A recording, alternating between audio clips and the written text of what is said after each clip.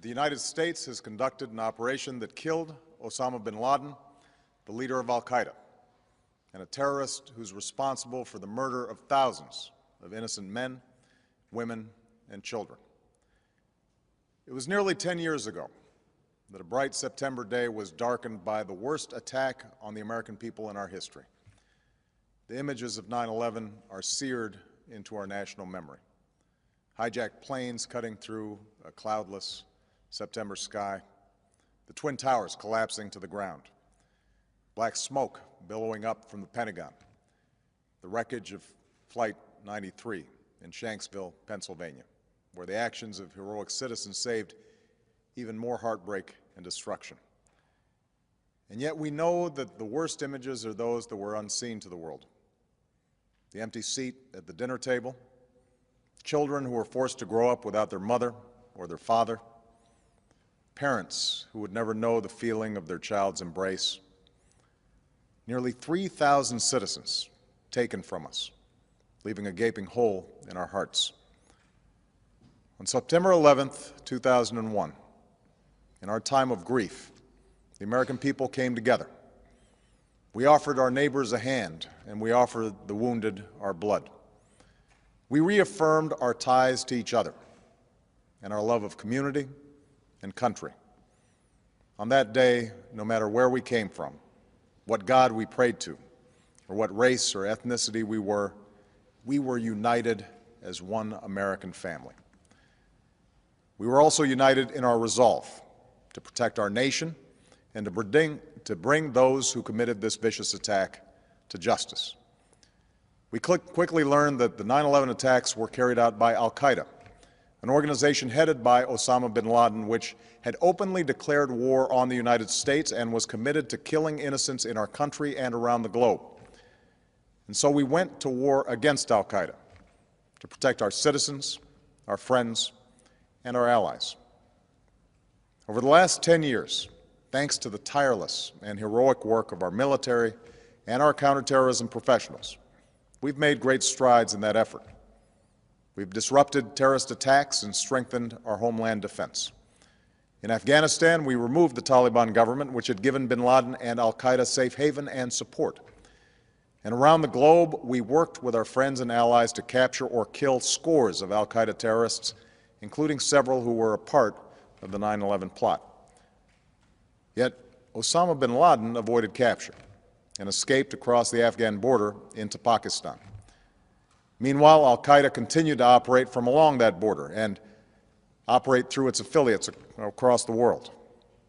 And so shortly after taking office, I directed Leon Panetta, the director of the CIA, to make the killing or capture of bin Laden the top priority of our war against al-Qaeda, even as we continued our broader efforts to disrupt, dismantle, and defeat his network. Then, last August, after years of painstaking work by our intelligence community, I was briefed on a possible lead to bin Laden. It was far from certain, and it took many months to run this thread to ground. I met repeatedly with my national security team as we developed more information about the possibility that we had located bin Laden hiding within a compound deep inside Pakistan. And finally, last week, I determined that we had enough intelligence to take action and authorized an operation to get Osama bin Laden and bring him to justice. Today, at my direction, the United States launched a targeted operation against that compound in Abbottabad, Pakistan. A small team of Americans carried out the operation with extraordinary courage and capability. No Americans were harmed. They took care to avoid civilian casualties. After a firefight, they killed Osama bin Laden and took custody of his body. For over 2 decades, bin Laden has been al-Qaeda's leader and symbol, and has continued to plot attacks against our country and our friends and allies. The death of bin Laden marks the most significant achievement to date in our nation's effort to defeat al-Qaeda. Yet his death does not mark the end of our effort. There is no doubt that al-Qaeda will continue to pursue attacks against us. We must, and we will, remain vigilant at home and abroad. As we do, we must also reaffirm that the United States is not and never will be at war with Islam.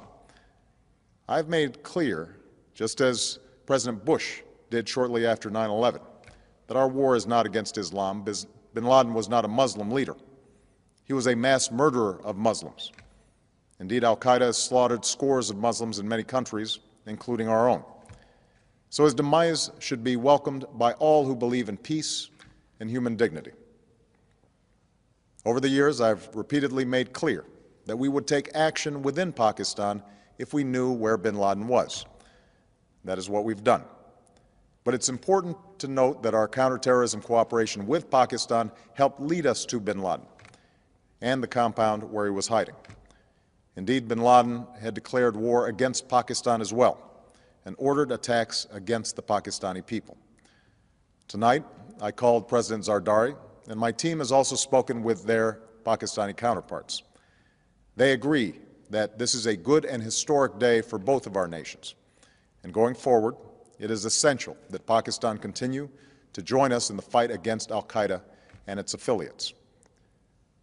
The American people did not choose this fight. It came to our shores and started with the senseless slaughter of our citizens. After nearly 10 years of service, struggle, and sacrifice, we know well the costs of war.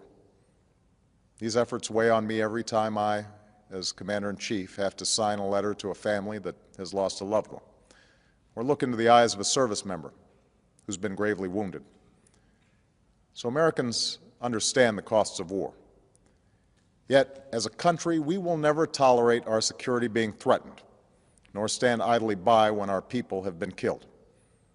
We will be relentless in defense of our citizens and our friends and allies. We will be true to the values that make us who we are. And on nights like this one, we can say to those families who have lost loved ones to al-Qaeda's terror, justice has been done. Tonight, we give thanks to the countless intelligence and counterterrorism professionals who've worked tirelessly to achieve this outcome.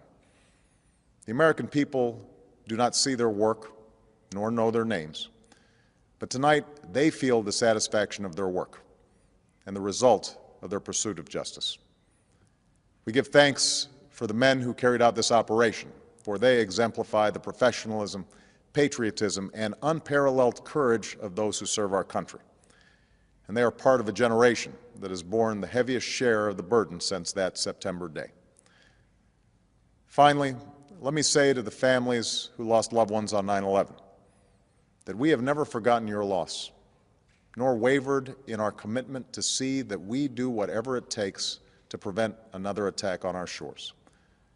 And tonight, let us think back to the sense of unity that prevailed on 9/11.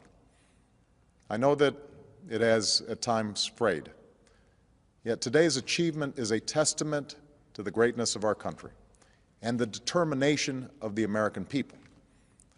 The cause of securing our country is not complete, but tonight we are once again reminded that America can do whatever we set our mind to. That is the story of our history. Whether it's the pursuit of prosperity for our people or the struggle for equality for all our citizens, our commitment to stand up for our values abroad, and our sacrifices to make the world a safer place. Let us remember that we can do these things not just because of wealth or power, but because of who we are. One nation, under God, indivisible, with liberty and justice for all. Thank you. May God bless you, and may God bless the United States of America.